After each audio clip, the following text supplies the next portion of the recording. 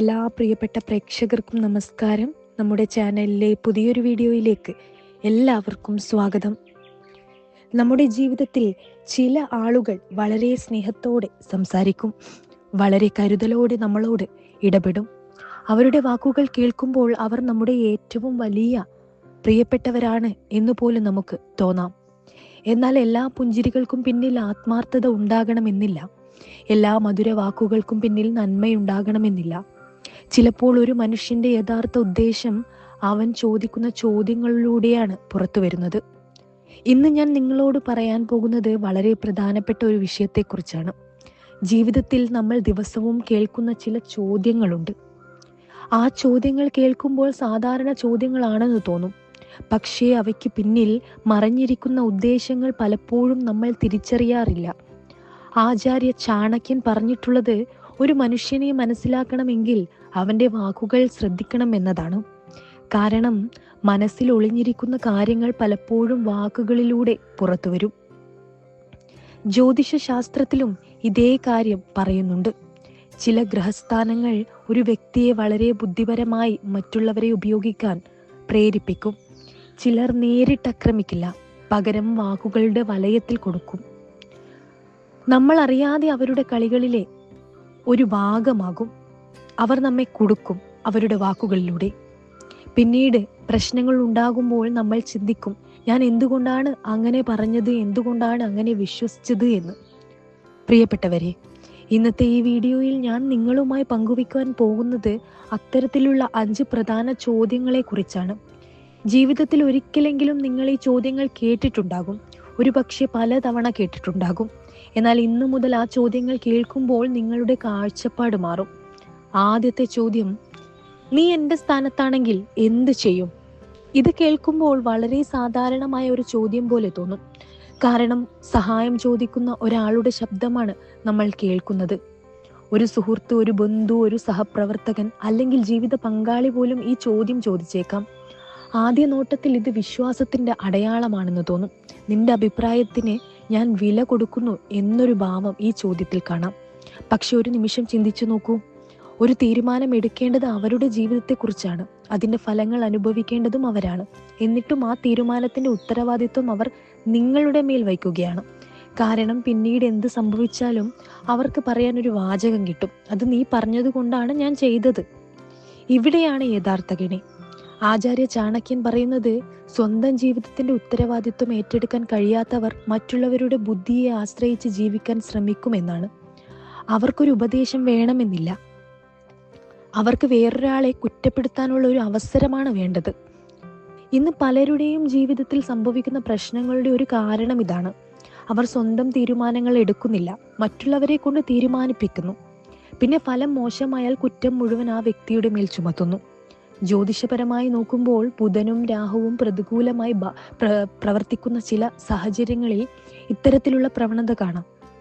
വ്യക്തി സ്വന്തം വിവേകം ഉപയോഗിക്കുന്നതിനേക്കാൾ മറ്റുള്ളവരുടെ അഭിപ്രായങ്ങളിൽ ആശ്രയിക്കാൻ തുടങ്ങും. പിന്നീട് അതിന്റെ ഉത്തരവാദിത്വത്തിൽ നിന്ന് രക്ഷപ്പെടാൻ ശ്രമിക്കും. അതുകൊണ്ട് ആരെങ്കിലും നിങ്ങളോട് നീ എൻ്റെ സ്ഥാനത്താണെങ്കിൽ എന്ത് ചെയ്യും എന്ന് ചോദിച്ചാൽ ഉടനെ ഒരു തീരുമാനം പറയരുത്. പകരം ശാന്തമായി പറയുക, എൻ്റെ സാഹചര്യവും നിന്റെ സാഹചര്യവും ഒരുപോലെയല്ല, നിനക്ക് ശരിയെന്ന് തോന്നുന്നത് നീ ചെയ്യൂ എന്ന് പറയണം. ഈ മറുപടി നിങ്ങളെ ഒരു വലിയ മാനസിക ഭാരത്തിൽ നിന്നും രക്ഷിക്കും. ജീവിതത്തിൽ ബുദ്ധിമാനായവർ ഉപദേശം നൽകും, പക്ഷേ മറ്റൊരാളുടെ ജീവിതത്തിന്റെ സ്റ്റിയറിംഗ് വീൽ കയ്യിൽ എടുക്കില്ല. അത് നിങ്ങൾ ഓർക്കണം. ഇനി രണ്ടാമത്തെ ചോദ്യം അതിലും അപകടകരമാണ്. ഞാൻ അത് ചെയ്തു, നിനക്ക് കുഴപ്പമില്ലല്ലോ. ഈ ചോദ്യം കേൾക്കുമ്പോൾ തന്നെ ശ്രദ്ധിക്കണം. കാരണം ഈ ചോദ്യം ചോദിക്കുന്നത് ഒരു തീരുമാനം എടുത്ത ശേഷമായിരിക്കും. മുൻകൂട്ടി നിങ്ങളോട് ചോദിക്കില്ല, മുൻകൂട്ടി നിങ്ങളുടെ അഭിപ്രായം തേടില്ല. എല്ലാം ചെയ്തു കഴിഞ്ഞ ശേഷം മാത്രമാണ് നിങ്ങളുടെ മുന്നിലേക്ക് വരുന്നത്. അപ്പോൾ നിങ്ങൾ എന്താണ് ചെയ്യുക? പലപ്പോഴും ബന്ധം നഷ്ടപ്പെടാതിരിക്കാൻ നമ്മൾ പറയും, സാരമില്ല. അതാണ് അവർ പ്രതീക്ഷിക്കുന്നതും. ഒരാൾ നിങ്ങളുടെ അനുവാദമില്ലാതെ നിങ്ങളുടെ സമയം ഉപയോഗിച്ചേക്കാം, നിങ്ങളുടെ പേരിൽ ഒരു വാഗ്ദാനം നൽകിയേക്കാം, നിങ്ങളുടെ പണം ചെലവഴിച്ചേക്കാം, നിങ്ങളുടെ സ്വകാര്യ കാര്യങ്ങളിൽ ഇടപെട്ടേക്കാം. എന്നിട്ട് അവസാനം ഒരു പുഞ്ചിരിയോട് ചോദിക്കും, നിനക്ക് കുഴപ്പമില്ലല്ലോ. ഇത് അനുവാദം ചോദിക്കുന്ന ചോദ്യമല്ല, ഇത് സംഭവിച്ച കാര്യത്തിന് ശേഷം നിങ്ങളുടെ അംഗീകാരം വാങ്ങാനുള്ള ശ്രമമാണ്. മനഃശാസ്ത്രത്തിൽ ഇതിനെ ഇമോഷണൽ മാനിപ്പുലേഷൻ എന്ന് പറയുന്നു. ഒരാൾ തെറ്റ് ചെയ്തിട്ടും അത് തെറ്റല്ലെന്ന് നിങ്ങളെ വിശ്വസിപ്പിക്കാൻ ശ്രമിക്കുന്ന ഒരു രീതി. ചാണക്യൻ പറഞ്ഞ ഒരു വലിയ സത്യമുണ്ട്: അതിരുകളില്ലാത്ത മനുഷ്യനെ എല്ലാവരും ഉപയോഗിക്കും. അതുകൊണ്ട് ഈ സാഹചര്യത്തിൽ ദേഷ്യപ്പെടേണ്ടതില്ല, എന്നാൽ വ്യക്തമായി പറയണം, ഇത് ചെയ്യുന്നതിന് മുൻപ് എന്നോട് സംസാരിക്കേണ്ടതായിരുന്നു എന്ന്. ഈ ഒരു വാചകം നിങ്ങളുടെ ആത്മാഭിമാനം സംരക്ഷിക്കും. കാരണം മൗനം പലപ്പോഴും സമ്മതമായി വ്യാഖ്യാനിക്കപ്പെടും. നിങ്ങൾ ഒന്നും പറയുന്നില്ലെങ്കിൽ അവർ അത് അംഗീകാരമായി കണക്കാക്കും. അതുകൊണ്ട് പ്രിയപ്പെട്ടവരെ, ജീവിതത്തിൽ നല്ല മനസ്സുള്ളവരാകണം, എന്നാൽ സ്വന്തം അതിരുകൾ സംരക്ഷിക്കാൻ അറിയുന്ന നല്ല മനസ്സുള്ളവരാകണം. ഇപ്പോൾ നമ്മൾ മൂന്നാമത്തെ ചോദ്യത്തിലേക്ക് കടക്കുകയാണ്. പുറമേ നോക്കുമ്പോൾ വളരെ സത്യസന്ധമായും ആത്മാർത്ഥമായും തോന്നുന്ന ഒരു ചോദ്യം. ഞാൻ നിന്നോടൊരു കാര്യം തുറന്നു പറയട്ടെ. ഇത് കേൾക്കുമ്പോൾ പലർക്കും സന്തോഷം തോന്നും. കാരണം നമ്മളെ വിശ്വസിച്ചാണ് ഒരാൾ തുറന്ന് സംസാരിക്കാൻ വരുന്നതെന്ന് നാം കരുതും. എന്നാൽ എല്ലാ സാഹചര്യങ്ങളിലും അങ്ങനെ ആയിരിക്കണമെന്നില്ല. ജീവിതത്തിൽ ചില ആളുകൾ ഈ വാചകം ഉപയോഗിക്കുന്നത് സത്യം പറയാൻ വേണ്ടിയല്ല, മറിച്ച് അവരുടെ അഭിപ്രായങ്ങളെ സത്യത്തിന്റെ വേഷത്തിൽ അവതരിപ്പിക്കാനാണ്. ഞാൻ തുറന്നു പറയട്ടെ എന്ന് പറഞ്ഞ നിമിഷം തന്നെ അവർ പറയുന്ന കാര്യങ്ങൾക്കൊരു പ്രത്യേക അധികാരം ലഭിച്ചതുപോലെ തോന്നും. അതിനുശേഷം അവർ നിങ്ങളുടെ സ്വപ്നങ്ങളെ വിമർശിച്ചേക്കാം, നിങ്ങളുടെ കഴിവുകളെ ചോദ്യം ചെയ്തേക്കാം, നിങ്ങളുടെ വ്യക്തിത്വത്തെ പോലും ചെറുതാക്കാൻ ശ്രമിച്ചേക്കാം. പിന്നീട് അതിനൊരു മറുപടിയായി അവർ പറയുന്നത് ഇതായിരിക്കും: ഞാൻ നിന്റെ നല്ലതിനു വേണ്ടിയാണ് പറഞ്ഞത്. യഥാർത്ഥത്തിൽ നമ്മളെ സ്നേഹിക്കുന്നവർ നമ്മുടെ വളർച്ചയ്ക്ക് സഹായിക്കുന്ന വിമർശനങ്ങളാണ് നൽകുക. എന്നാൽ നമ്മളെ തളർത്താൻ ആഗ്രഹിക്കുന്നവർ നമ്മുടെ ആത്മവിശ്വാസത്തെയാണ് ആക്രമിക്കുക. ആചാര്യ ചാണക്യൻ പറയുന്നത് മറ്റുള്ളവരുടെ അഭിപ്രായങ്ങൾ കേൾക്കുക, എന്നാൽ സ്വന്തം മൂല്യം നിർണ്ണയിക്കാൻ അവരുടെ അഭിപ്രായങ്ങളെ അനുവദിക്കരുത് എന്നാണ്. കാരണം നിങ്ങളുടെ ജീവിതം മുഴുവൻ അറിയാത്ത ഒരാൾക്ക് നിങ്ങളുടെ മൂല്യം നിർണ്ണയിക്കാൻ കഴിയില്ല. ജ്യോതിഷപരമായി നോക്കുമ്പോൾ ആത്മവിശ്വാസത്തെ സൂചിപ്പിക്കുന്ന സൂര്യൻ ദുർബലമാകുമ്പോൾ മറ്റുള്ളവരുടെ വാക്കുകൾ നമ്മുടെ മനസ്സിനെ വളരെ വേഗം ബാധിക്കും.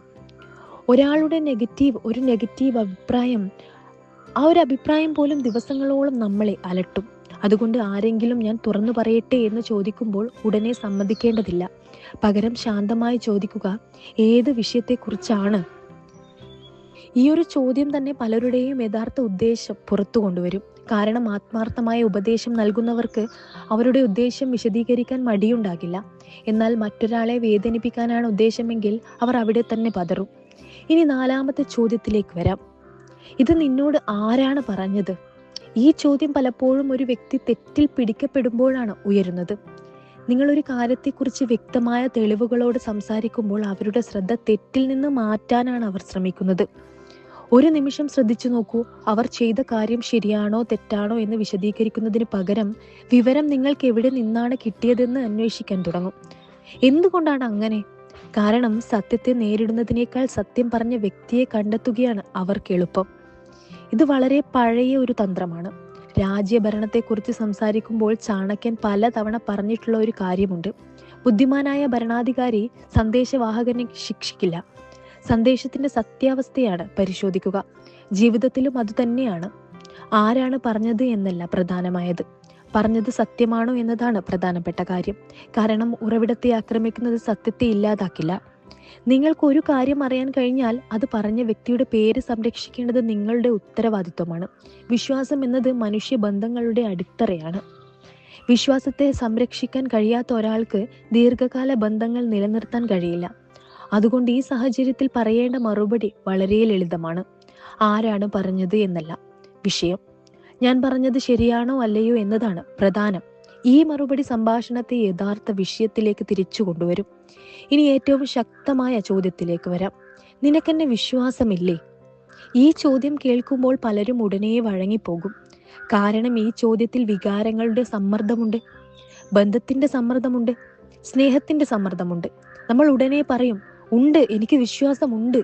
എന്നാൽ അതിനുശേഷം പലപ്പോഴും സംഭവിക്കുന്നത് എന്താണ്?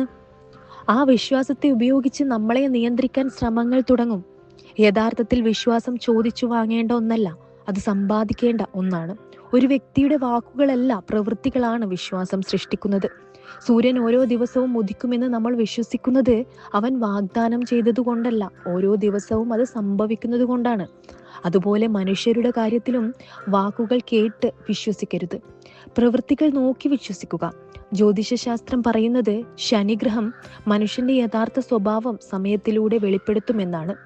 ആദ്യ ദിവസം എല്ലാവർക്കും നല്ലവരായി അഭിനയിക്കാൻ കഴിയും. എന്നാൽ സമയം കടന്നു പോകുമ്പോൾ യഥാർത്ഥ സ്വഭാവം പുറത്തു വരും.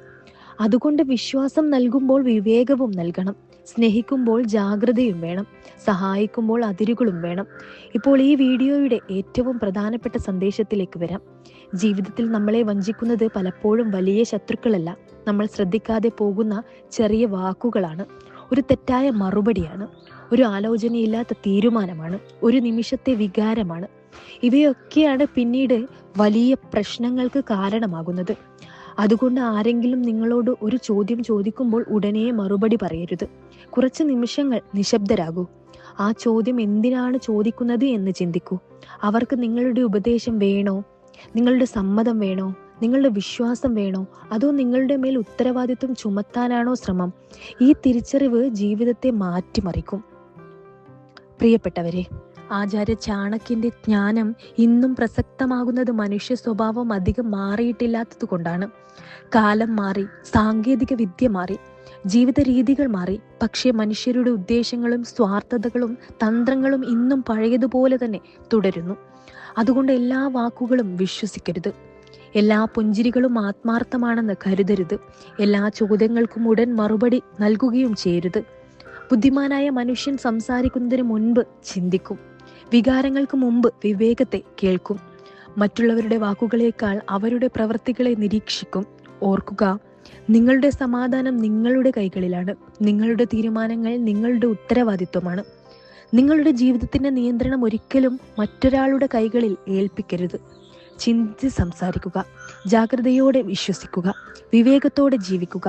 അപ്പോൾ ആരുടെയും വാക്കുകളുടെ കെണിയിൽ നിങ്ങൾ വീഴില്ല. ഈ അറിവ് നിങ്ങളുടെ ജീവിതത്തിൽ ഉപകാരപ്പെടട്ടെ.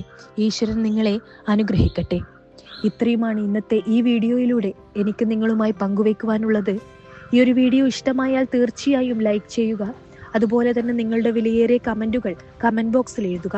എൻ്റെ ഈ ചാനൽ സബ്സ്ക്രൈബ് ചെയ്യാതെയാണ് നിങ്ങൾ കാണുന്നതെങ്കിൽ തീർച്ചയായും ചാനൽ സബ്സ്ക്രൈബ് ചെയ്യുക. മറ്റുള്ളവരിലേക്ക് ഈ അറിവ് പങ്കുവെക്കുവാനായി വീഡിയോ ഷെയർ ചെയ്യുക. എല്ലാവരുടെയും ജീവിതത്തിൽ ഐശ്വര്യവും സമാധാനവും സന്തോഷവും എന്നെന്നും ഉണ്ടാകട്ടെ എന്ന് ആശംസിക്കുന്നു. അടുത്തൊരു ഉപയോഗപ്രദമായിട്ടുള്ള വീഡിയോയുമായി കാണാം. നന്ദി, നമസ്കാരം.